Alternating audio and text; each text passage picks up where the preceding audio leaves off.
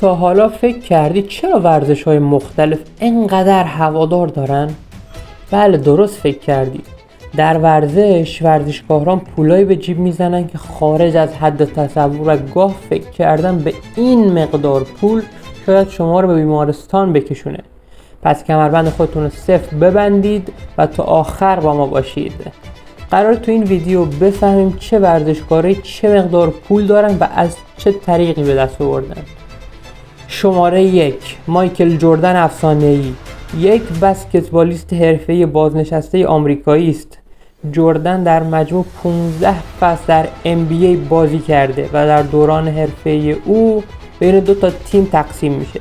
او از زمان بازنشستگی صاحب اصلی شارلوت هورنتس بوده است که یکی از تیم‌های اتحادیه ملی بسکتبال آمریکاست.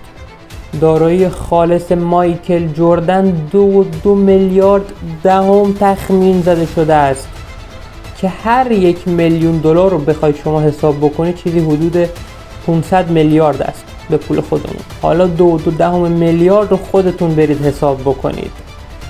خیلی ممنونم که تا آخر ویدیو با ما همراه بودید. اگر ویدیو رو دوست داشتید ممنون میشم ویدیو رو لایک کنید و ویدیوی بعدی که راجع به گرونترین هتل هاست رو حتما ببینی.